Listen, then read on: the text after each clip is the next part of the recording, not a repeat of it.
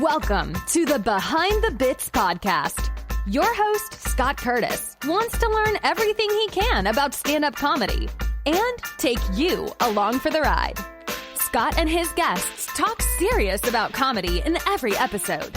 Behind the Bits will uncover knowledge from different perspectives on subjects such as writing and performing stand-up comedy, as well as booking shows and the comedy life.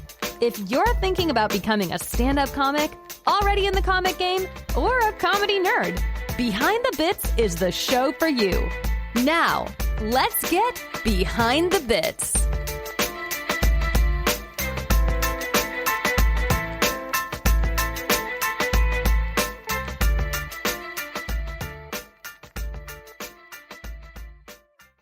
Ladies and gentlemen, my guest tonight is Steve Bluestein from so many comedy specials and an author and original at the Comedy Store.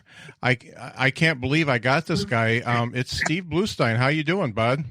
I am great. How are you? Great. I'm going to start this off a little bit unusually because I do a lot of background on the people that I talk to, and I did a little bit on you that surprised me a little bit. So I watched the Ron Russell's Drive-By, which was an interview he did with you early in the pandemic. You wouldn't consider it early by the time he did it, but considering where we're at now, it's early, and you did a great job.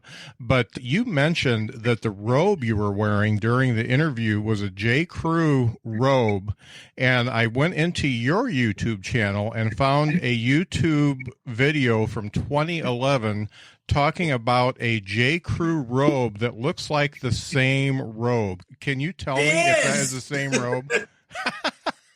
It's exactly the same. Has anybody else made that connection? No one.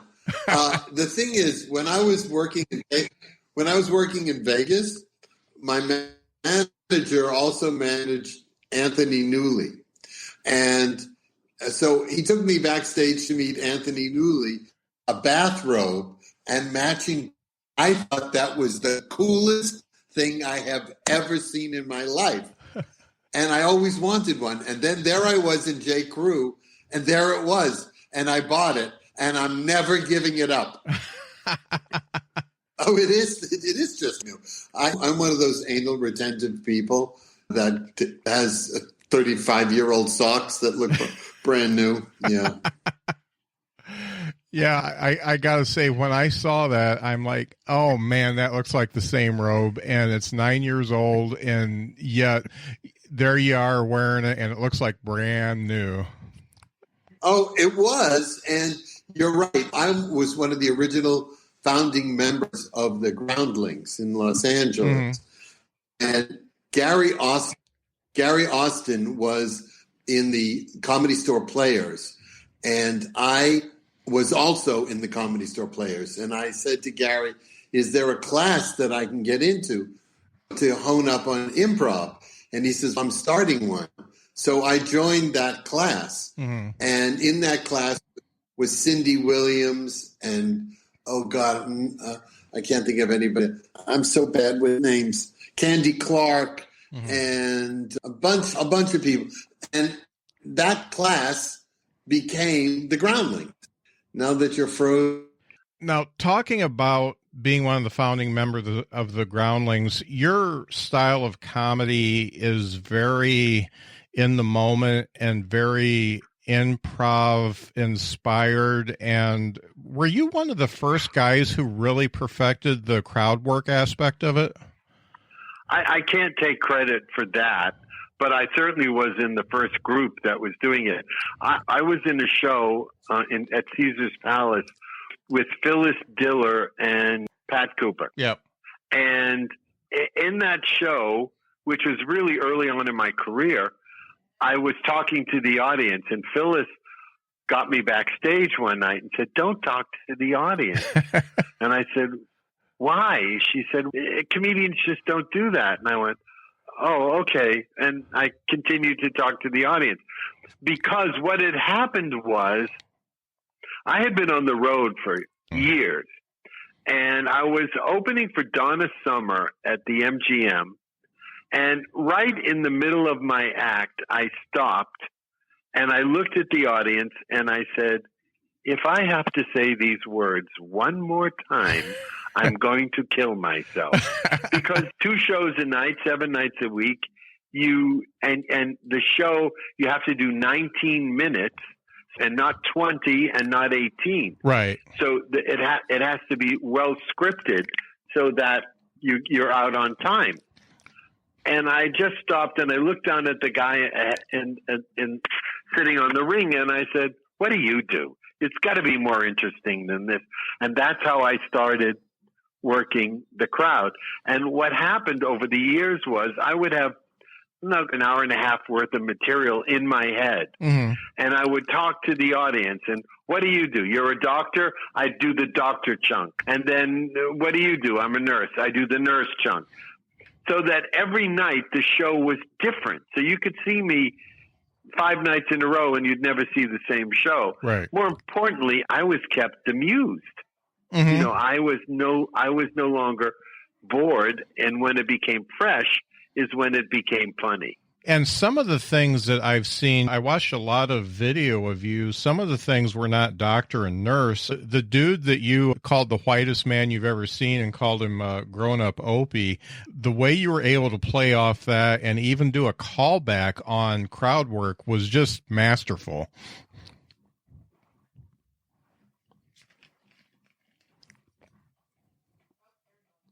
Are we still there?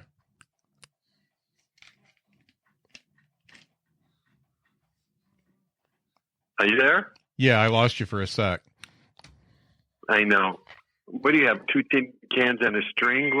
What kind of setup do you have? I got fiber. Yeah. I have fiber too. Yeah. That's why I'm regular. No, I have. What were we talking about? Talking about the crowd work and the fact that you not only can do crowd work, but you were talking about a doctor bit and a nurse bit. I was talking about, I was on a clip, Make Me Laugh, with Gary Shandling and Gallagher. Mm-hmm. And the woman who was in the seat who were trying to make laugh, in order to stop from laughing, she was doing the Lamaze blowing exercise. Yeah. So I took her exercise and I did what's called a transformation. It's an improvisational technique. I took her blowing and I turned it into something else. And that changed, according to the producers, that changed the direction of the show from that moment on. Oh, really? Because no one had strayed from this to do it. And as a matter of fact, they used that episode to sell the show when it was put back on the air. Unfortunately, they didn't ask me back on that show. But the wonders of...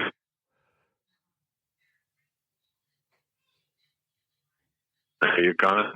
Yeah, I'm really surprised that we're losing each other. I know. Where are you calling from? I'm in Indiana, but... Oh, another Indiana. I just did another interview. Let me take this phone, because this is my landline. So there shouldn't be a problem. Mm-hmm. I don't have any problem with anyone else who calls me. But let me... Not that I want you to feel guilty or it's anything. Okay. But I'm going into the guest room and see if that's better. Yeah, so far we're looking good. I think we're good. So as far as your style of comedy, I talk to a lot of people who write a lot, and I talk to a lot of people who work out their stuff on stage a lot. But it seems to me that you never have the same show twice. Is that right? Never, ever. Yeah. That's not because I'm trying to entertain the audience. It's because I was trying to entertain myself. Right. I have ADD and I have to be entertained all the time.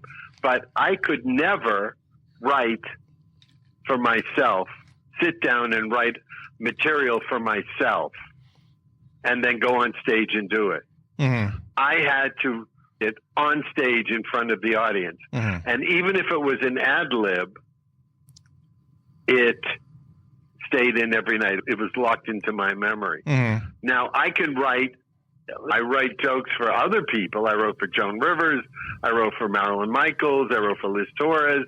I wrote for, she's so famous, I can't remember her name. Roz Kind, Barbra Streisand's sister. Uh-huh. I wrote all those jokes. No problem. But for myself, I have to do it on stage. Uh-huh.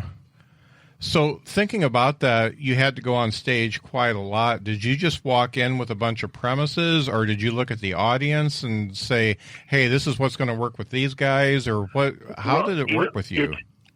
It's interesting because I would never walk in in my early years.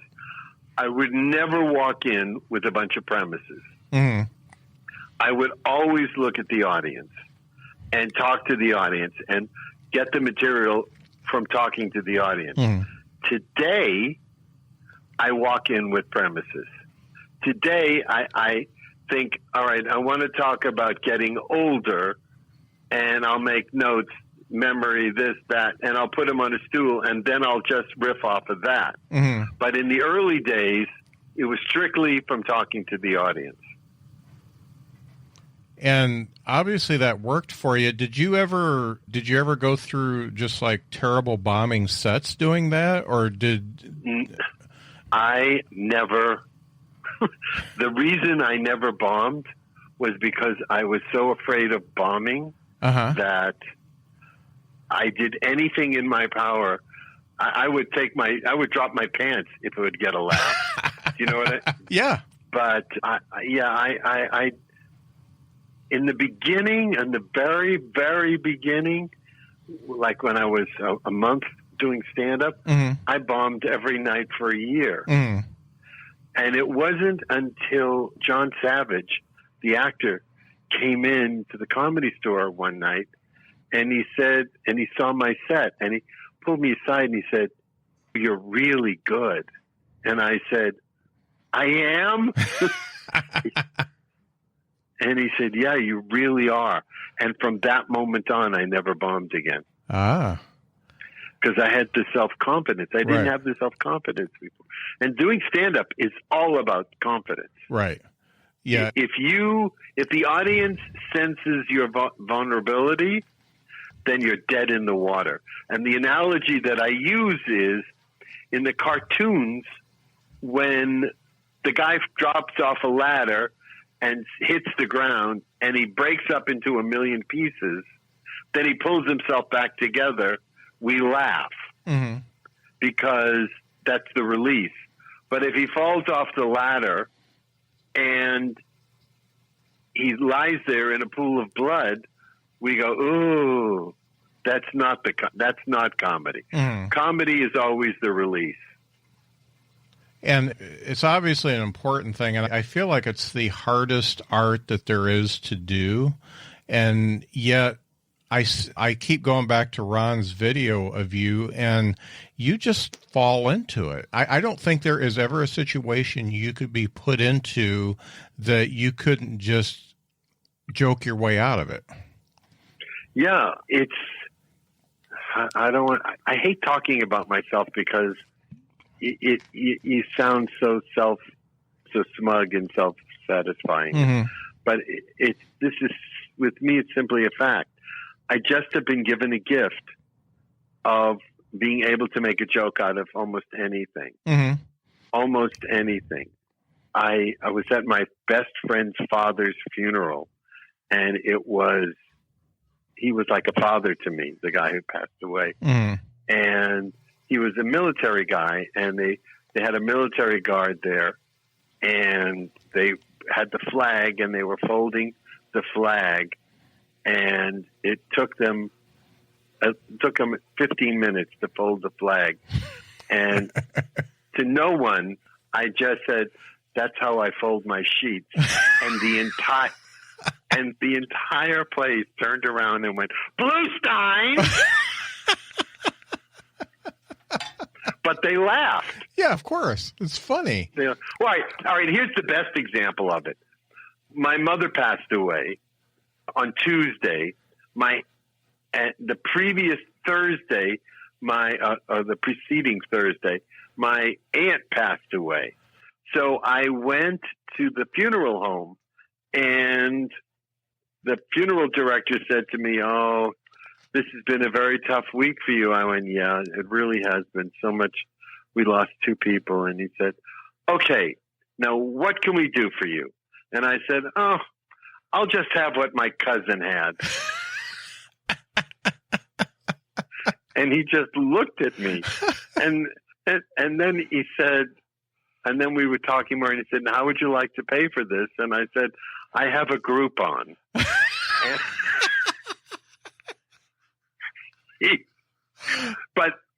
And of course, nobody laughed, but I just did it for myself. Oh, yeah. And then about 6 weeks later, my aunt and my mother are buried next to each other in crypts in the wall. Mm-hmm. And he called and he said, "Your aunt's tomb is going to say her name and her date of birth and the date of death. And then underneath it's going to say mother, grandmother, aunt, and friend. What would you like your mothers to say?" And I said, "See other crypt."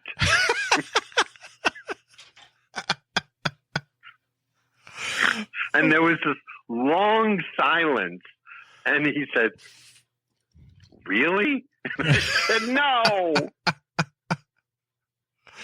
Oh, man, that's great. And I'm totally on board with you for that. I remember when my grandmother passed away, we were driving to the cemetery, and I think I was probably 20 something. And somebody asked in the limo that we were in, "What would you want to have on your tombstone?" And I said, "I told you I was sick." And we all got out of the limo just cracking up.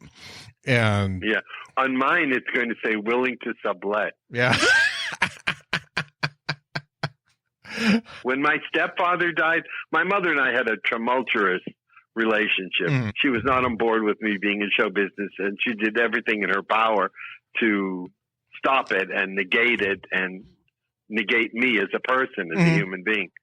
And my stepfather died, and I flew back to Boston for the funeral. And we went through the service, and we went outside to get in the limo, and everybody got in a limo, and there was no room for me. She'd forgotten a place for me in the car. And so the limos are pulling away from the curb, and I said to the hearse driver, "Can I go with you?" So I was driving with the casket, and one of my aunts pulled up and she said, "Stevie, do you have a ride?" And I said, "Yeah, I'm going with Manny," who was my stepfather. Oh, that's great. So, throw some dirt on me and we'll be done. Yeah. Yeah, we'll be done. We'll be done. So let's back up a little bit. Yeah. What started you into doing stand-up?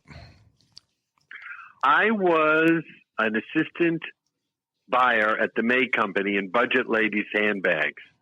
So it's a natural segue into show business. But I had moved to California, and I was living in Hollywood in one of these apartment buildings that has a swimming pool in the center, and all the apartments look into the center. So everyone would gravitate toward the middle and sit around the pool. In the building lived Dave Madden, who was Reuben on the Partridge Family. Mm-hmm. And he would hear me making people laugh, because I always had this ability to make people laugh. Mm-hmm. He would hear me, and he pulled me aside one day, and he said, "This new club that just opened, it's called the Comedy Store, and you should go down there." And sitting next to me at the time was Albert Hammond, who was a songwriter at the time, but has since won an Emmy and is in the Songwriters Hall of Fame. And he said to me, "Steve, he's right. You should do it." So Albert Hammond and Dave Madden took me to the Comedy Store, and I walked in the first night and sat and watched the people on stage and said, "I can do that. I can do that." Mm-hmm. And I came back the next week with some routines I had written, and I got off stage, and Sammy Shore came over to me and said, "You keep coming back. You have the sound. You have." Now, if he hadn't said anything to me, I probably would have gone home and gone to back to the May Company and become a divisional manager by this time. But he did, and he gave me encouragement, and I came back every night for 2 years, and I was one of the original comedians who started the Comedy Store. Wow. And even before Mitzi. Mitzi was married to Sammy at the time. Right, yeah, but Sammy ran it first, and then... Sammy ran it first, but the club opened up to, with huge crowds, because everybody in show business came to hang out at the Comedy Store, to be seen and to be on stage. And what was happening was Sammy was giving everybody drinks. The comics who were there, they were drinking, and they were drinking him out of house and home. So he was losing money on the club. And at the same time, the crowds began to diminish because the newness had worn off and people weren't coming. And so Mitzi and Sammy were getting a divorce, and Mitzi got the club in the divorce. And she was the one who said, you need to structure the show so that the audience knows that at 9 o'clock we'll be on, and at 10 o'clock so-and-so will be on. And she was the one who devised the light over the picture. She was the one who devised getting the show scheduled, and it took off from there. And then Jimmy Walker had just gotten Good Times. And part of his deal was that Tandem was pay for writers to write for his stand-up. So Jimmy would bring 5 writers to the Comedy Store every night, and he would go on stage, and he would be the main draw. And that's when the word got out that you could see famous people on television at the Comedy Store. And then Richard Pryor came, and then Red Fox came, and then Flip Wilson came, and then we were off and running. Do you feel like that the experience you got from the Comedy Store was what kept you in comedy? Oh, absolutely. Okay. Absolutely. Everything I learned about doing stand-up, I learned at the Comedy Store. I had never done stand-up, and I had always been funny. I'd always been the funny one, but I had never done stand-up before.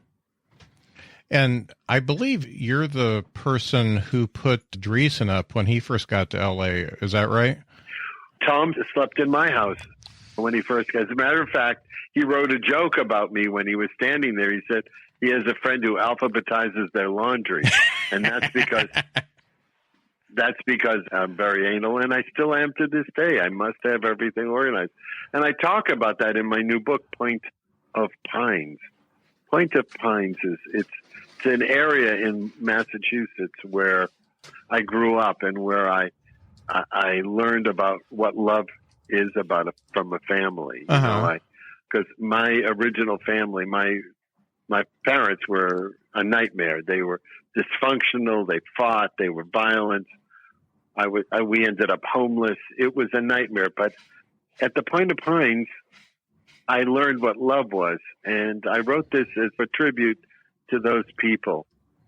And it's different from my other book, because Memoir of a Nobody is strictly comedy. One essay after another about opening for Donna Summer, about opening for Barry Manilow, about opening for Kenny Loggins, what went on backstage, who was an asshole, who wasn't. And that's a totally different kind of book than Point of Pines. But it's been out a week, and it's already gotten 25-star reviews. Oh, that's great. So yeah, the Memoir of a Nobody has 96 5-star reviews on Amazon. And that came out in 2011, is that right? That came out in Memoir of a Nobody must be 3 years ago. Okay. So It's So Hard to Type with a Gun in My Mouth came out earlier. Yeah. Actually, those two books are the same book. Okay. It's So Hard to Type with a Gun in My Mouth was self-published, and it did so well that I had a publisher picked it up, but he didn't want to publish a book with gun in the title. So I changed it to Memoir of a Nobody. Okay. So thinking about how you are, you obviously take a comedic and a bit of, I don't want to say sarcastic, but you take a little bit of a cynical view of things, and then you come up with a book called Point of Pines where you found out what love is all about. Did it take you that long? Yeah, it did.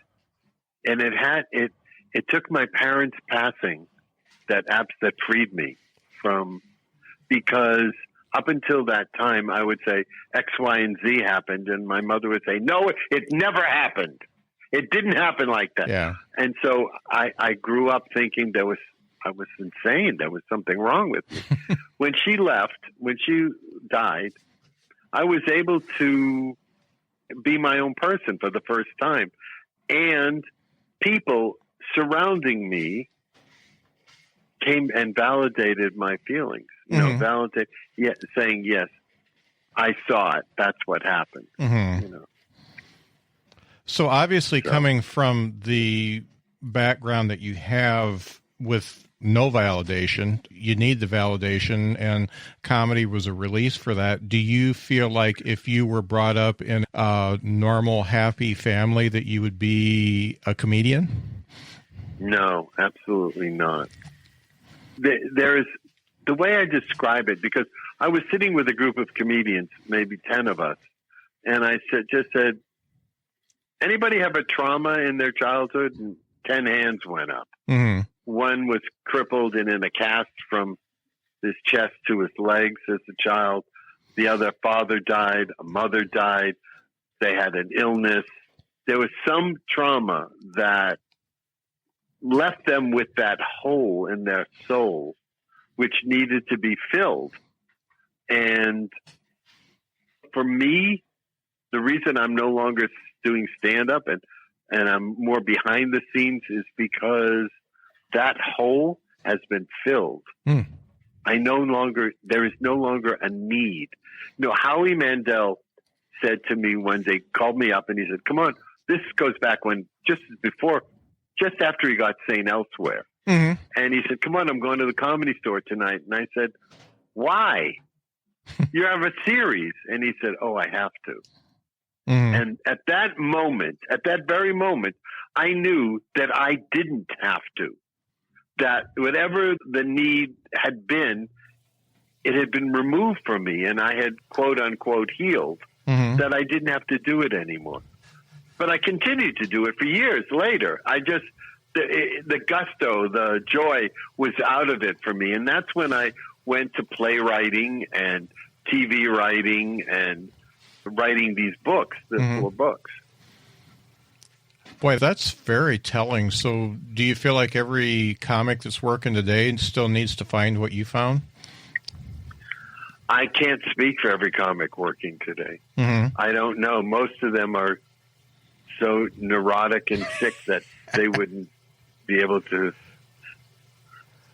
validate what I just said. Uh-huh. Did you get into the whole drug culture that was going on there at the Comedy Store? Get into it. I started it. Yes, of course I did. And I'm sober now, 39, it'll be 38 years in April. Mm-hmm. And so I was right in the thick of it in the 70s. Who wasn't in the 70s? People who were born in the 80s. That's who wasn't. But I found myself going from someone who said, I never work stoned to working stoned, and then saying I never drive stoned, and then driving stoned. And I thought, gee, if I've come this far, if I slipped this far in such a short period of time, where am I going to be in 10 years? Mm-hmm. And so I started going to AA, and I've been sober ever since, 38 years. I was going to tell you something, but now it's completely slipped my mind. That's old age. That's another reason I don't do stand-up anymore. I can't remember from 1 minute to the next. Yeah, no doubt. Hey, BTB buddies, we're sponsored by Podcorn. If you've ever listened to a big name podcast, you know they have a lot of sponsors. The reason why brands choose to advertise on podcasts is that podcast advertising is up to 3 times more effective than TV, print, or radio advertising. If you're a brand and you checked out advertising on those big name podcasts, you found out that the cost may be way outside your budget. And if you're a podcast that would like to get some of that ad revenue, you found out that unless you have at least 10,000 listens per episode, advertisers won't even talk to you. Podcorn came about as a solution for advertisers with any budget from $100 to $1 million and podcasters with listeners in the hundreds or in the millions. Here's how it works. If you're an advertiser, go to podcorn.com and sign up as an advertiser. You enter in pertinent information about your brand and the message you want podcasts to communicate for you. You can then choose what type of advertising you'd like. You can get a host-read ad, an interview, a topical discussion, or all of the above. Then you can make your sponsorship live and wait for podcasters to give you their pitch. You decide who you want to work with. If you have a podcast, go to podcorn.com and register as a podcast. You'll create a profile with info about your podcast and the people who listen. Then you can start browsing sponsorship opportunities right away. As an advertiser or podcast, you communicate directly about the ad. There is no middle person. This is so easy you wouldn't believe it until you go to Podcorn and sign up. Guess where I got this sponsorship? Podcorn. I'm being paid to read this ad right now, and I'm just a little independent podcast. Check out the show notes for a direct link to Podcorn and sign up today. I know I'm glad I did. Hey, BTB buddies, you know I'm always on the hunt for cool independent podcasts to share with you. Well, I found one in the Pop Culture Show. The Pop Culture Show is your hosts Barnes, Leslie, and Cubby. They take a deep dive into the pop culture of now. The Pop Culture Show team talks about the news of the week, celebrity gossip, TV shows, music, and whatever else is going on in the world. They also get to interview some pretty big names like Jewel, Dr. Oz, and Lisa Loeb. I have to say, I like their unique take on all the topics they take on, from behind the scenes on Family Feud to cat translation apps. If you want to break from the hard news and want to laugh and learn a little, the Pop Culture Podcast is a good one to check out. Now, if you're listening to me, you know how easy it is to listen to the Pop Culture Podcast. Just type it in on any podcast app and click subscribe. Check out their social media for extra content and watch episodes on YouTube. Head over to thepopcultureshow.com or just click the link in the show notes to find out more about this great show. It's a good one. Let's talk about the people that you came up with and the way comedy is today. What are the differences between, say, the comics that were at the Comedy Store in the 70s and the way comedy is today? Okay, that's a great question because it's a very simple answer. Mm-hmm. In the 70s, the comics all had idols from the 60s and the 50s. Mm-hmm. And those guys, Jack Benny, Milton Berle, Jackie Gleason, Danny Kaye, all those guys, they had learned how to do comedy in vaudeville, which led them to films, and they learned their craft. They learned their craft, period. Mm-hmm. They learned it in vaudeville. They practiced it in the movies and in television. And so we were learning our craft from people who had learned their craft from people who had really learned their craft. Mm-hmm. Today, they don't have those people. Mm-hmm.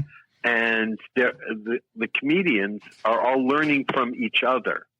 Mm-hmm. And what you end up with is a generic sound that every comic has coming up now. They all sound the same. They all deliver the same. They all talk about the same material. They all talk like they sound like they should be funny, mm-hmm. but they're not funny. Nobody makes you think. There are exceptions. John Mulrooney. Yeah. John Mulrooney from Saturday Night Live. Mm-hmm. I get Mulaney. John Mulaney. Yeah. I get Mulrooney and Mulaney. Mm-hmm. I'm a Jew. What do you want from me? John Mulaney. He's absolutely brilliant. Mm-hmm. He's absolutely brilliant. He's the funniest. I love this guy. Mm-hmm. He is hilarious with his concepts. Yeah, he tells a story and he paints a picture. He tells a story, he paints a picture, but he tells it in such a way that's different. And that's the answer. That's the success.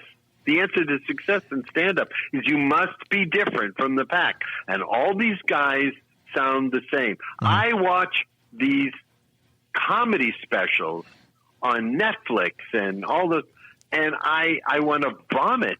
They're not funny. Yeah. They are not, but they deliver. They should be funny. They have the self-confidence that they're funny, but they're not funny. If the audience is sweetened and I'm sitting at home or people are sitting at home and they're not laughing, they're not funny. And I don't know how the hell these people get specials. I am totally on board with you. I can't tell you how many I've watched and I've turned off after 10 minutes because I can't give it my time. There's another woman, African-American, a lesbian, red hair. Come on, help me. You know who It's not Leslie Jordan, is it?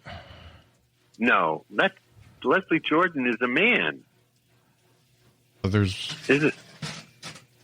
I think the last time I looked, wasn't that Leslie Jordan a character on Will and Grace? Yes, but there's another one. Oh, all right. No, that wouldn't be it. She's so funny. She's married. She talks about being married to a white woman, and they have 2 white kids, and she's the only black person in the family. And I can't. Well, anyways, she's absolutely brilliant. Absolutely brilliant. As a matter of fact, she's so brilliant. I was channel surfing and stopped dead in my tracks because not only is she funny, but she paints the picture so that the audience can be there with her and can laugh along with her. She's just brilliant. I love her. I love her. And Elaine Boozler is hilarious. Yeah. Kathy Ladman is hilarious. Who else do I like? Howie Mandel. I love Howie. I love Howie because he's the real deal. Right. He is the real deal. He is not only a comedian, but he's an actor. He's a producer. He's inventive. He's a style setter. He is the real deal. One of the things, talking about comedy today, I feel like it's all very, if you're talking in musical terms, it's all very staccato. I feel like there's nothing new in comedy because everything comes. That's what I'm saying. Right. There's nothing new. They all sound the same. Yeah. Everyone's saying the same thing. They're all talking about the same relationships. Oh, who gives a hell about your relationship? Come up. If you're going to talk about a relationship, come up with something new, something different. Yeah. You know? It's like everybody doing an airline joke. It's been done, and you're just putting a new paint job on it, and it's not your stuff. So I agree with that. And again, they learn from other people. They hear other people do it, and they think, "Oh, that got a laugh. That's a good area. I'll write some new stuff about that." But it's not new because we've already heard about it. We've already talked about it. So they're learning from each other. Did you ever collaborate with anybody on any of your jokes?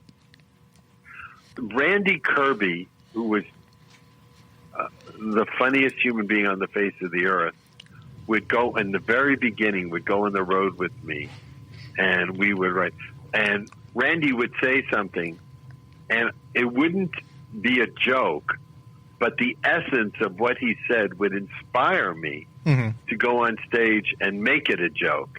And so that's the only person I ever worked with the exception of Mary Willard.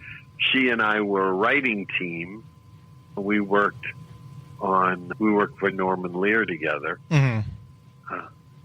Mary was married to Fred Willard. I miss Fred. I miss them both. Talk about 2 human beings who touched someone's lives for 40 years. Fred and Mary would throw a Christmas party every year and they would invite just the creme de la creme of comedy. And it was a love fest. It was an absolute love.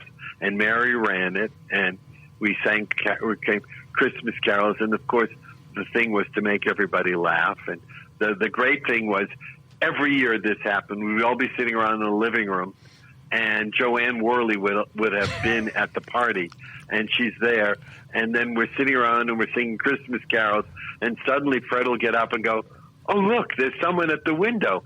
And Joanne Worley would be outside tapping on the window. And Fred would say, Joanne, come in. And Joanne would whirl. She'd go, "Hello." Fred, I was just in the neighborhood and I heard the singing and I thought I'd stop by. And as luck would have it, I brought my piano player. And she brought her piano. And then the piano player would go to the piano and Joanne would do some hilarious song. But it was the same thing for 40 years. Uh-huh. Every year. It was, and then one year, so the 12 Nights of Christmas were sung. And the big thing was 5 Golden Rings. Mm-hmm. You had to do something hilarious on 5 Golden Rings. One year, I ran into the kitchen and got their upright vacuum cleaner, plugged it in, and when 12 Golden Rings came in, I came out and vacuumed in the middle of the song, which just brought Mary just got hysterical laughing. Oh, man, that's great. So thinking about comedy from the 70s versus today, do you feel like the comedy was, okay, first off, it was very competitive, especially at the Comedy Store, to the point of being cutthroat. And do you feel like it was more of a meritocracy back in the day than it is now? Oh, you're gonna throw meritocracy? Well, you can't even pronounce the thing. Meritocracy. Meritocracy. Yeah, which means you get ahead by merit rather than by any other means. Yeah. Listen, there's no meritocracy in show business. There are people who are stars today who sat at the Comedy Store for years, never got a laugh once, got one lucky break, and then they're there. And that is not sour grapes. Mm-hmm. That is the truth. There's one particular person I think of she was on a plane with nobody else was doing. She was so different than everybody else. And the audience would stare at her like she was a painting. Mm-hmm. 15 minutes of silence. At one point during her set, I came in and I said, I'd like to return a book. It was so quiet. It was like a library. And she got seen one night by a producer. She got put in a movie, instant star. Wow. And then there are people who bang their head against their wall for 20 years, 30 years, mm-hmm. and have nothing, and have no recognition.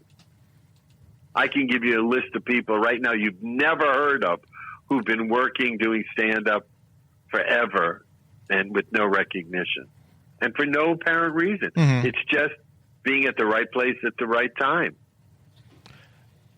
And a lot of the people at the Comedy Store really used it as the training ground it should become. For instance, Richard Pryor, I hear stories of him just shitting the bed he would stand up there for an hour and get nothing, and he would turn that hour into a new special because he worked it.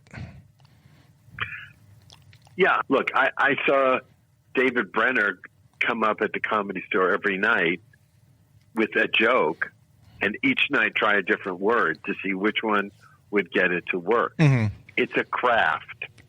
It is absolutely a craft, mm-hmm. and you have to learn how to do it. And unfortunately, most of the people today haven't learned how to do it.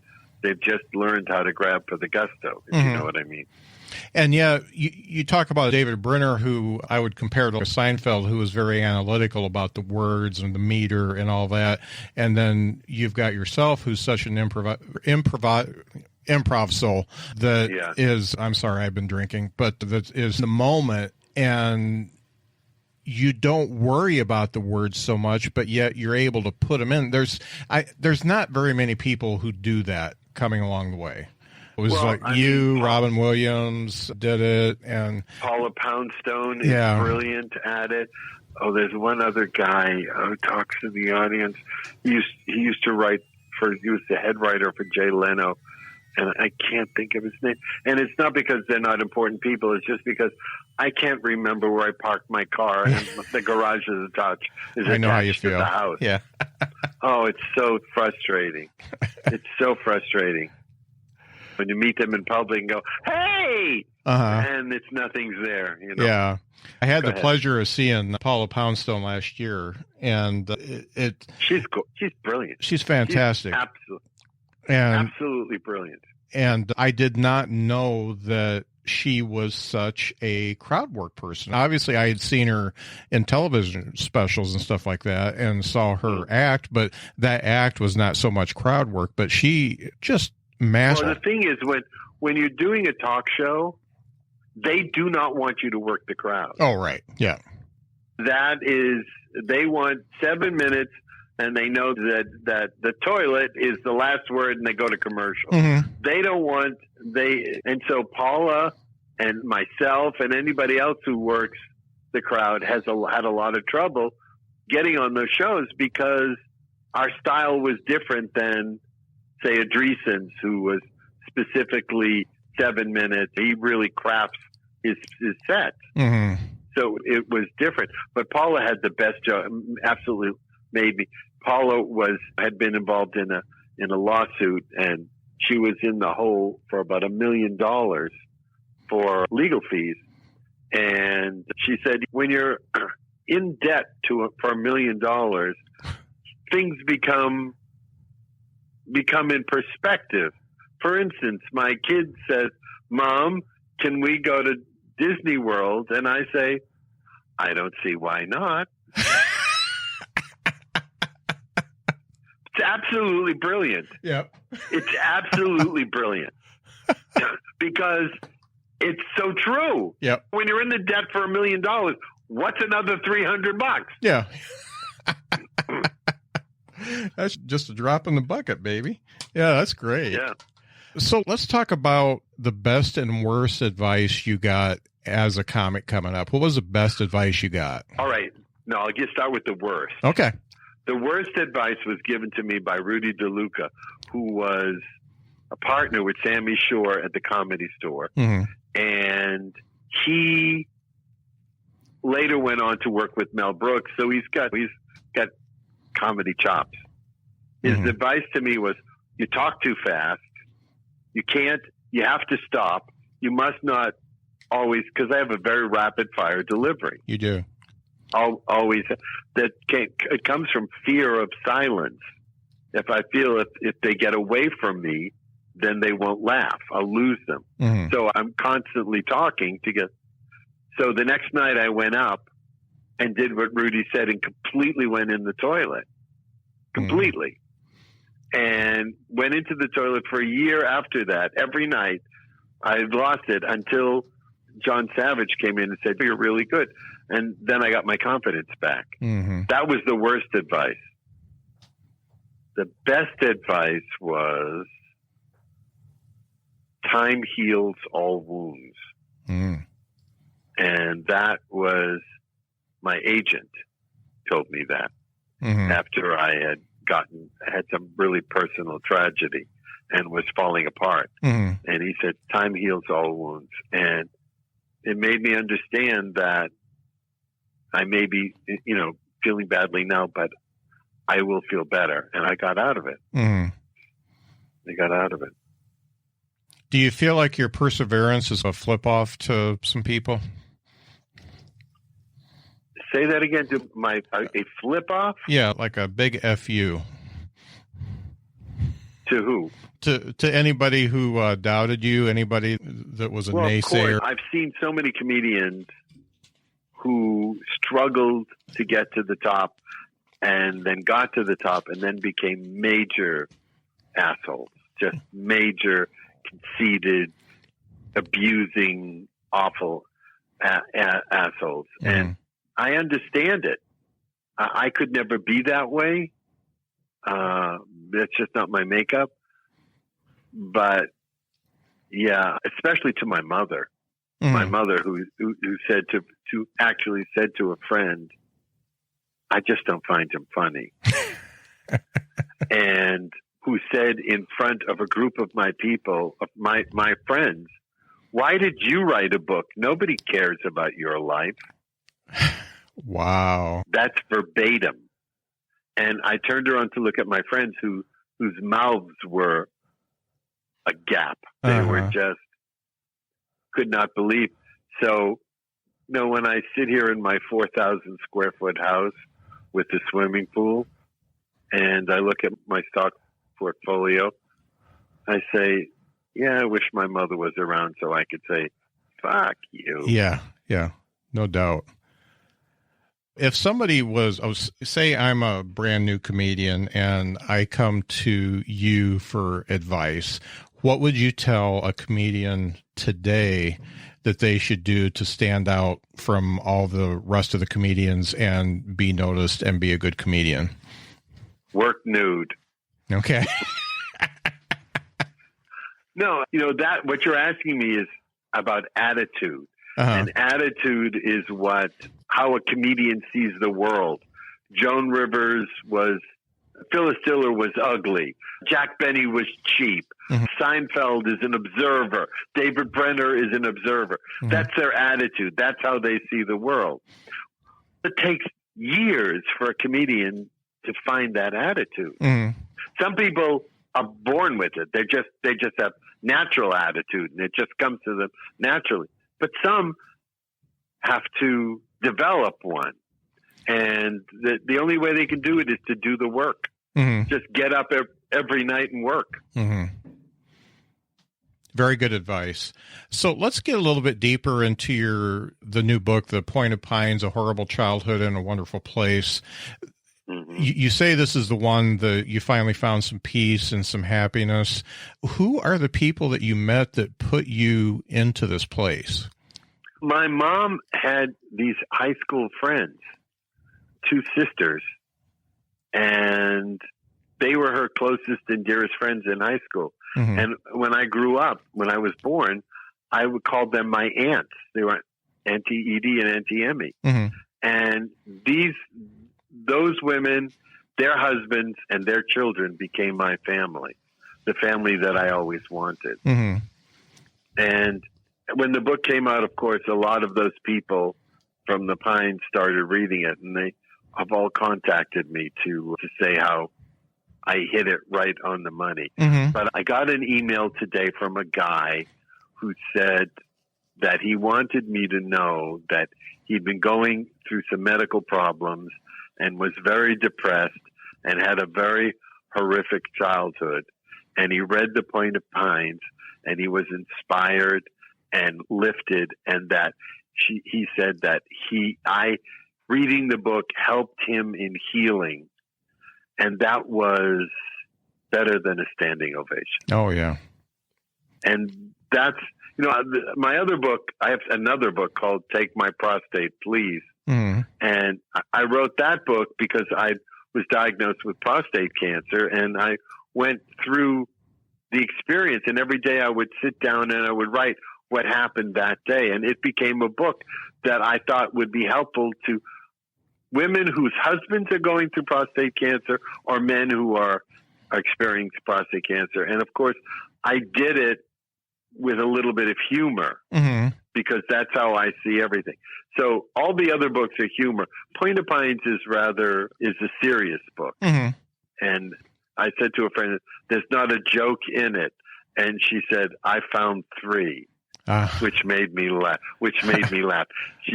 Because she said, even when you're not writing funny, you write funny. Right. And I thought, that's funny. That's true. Yeah. It's in your DNA. So you just can't get away from it. If you want to talk about DNA, listen to this story.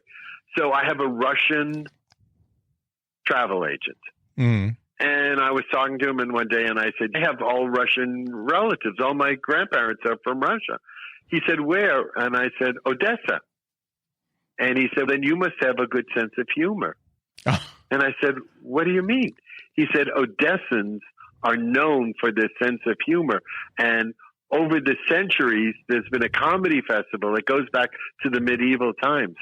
And I said, do you know what I do for a living? He said, no. And I told him, he said, that makes perfect sense. It's definitely and when I think about it, my cousins on the Bluestein side, they all have my sense of humor. My cousin David, my cousin Bobby, my Aunt Edie, my Uncle Sam, my father, we all had the same sense of humor. Oh, that's great. And it's great that you could take that and make a career out of it. Yeah.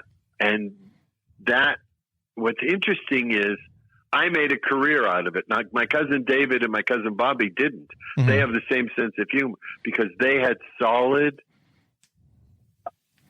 upbringing, a solid familial upbringing.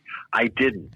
I saw violence and anger and hatred, and there was something missing that led me to think that I needed to stand on stage to be validated in the beginning. There's something that's been on my mind since you said it. So you say you've got ADHD, which it's very prevalent among comedians, and a lot of them I talk to suffer from that. How are you able to sit yourself down and write a book when you are suffering from that? I get up at 6 o'clock in the morning and I write for 2 hours. And it's like almost at that early hour. Sometimes I get up at 4 o'clock in the morning.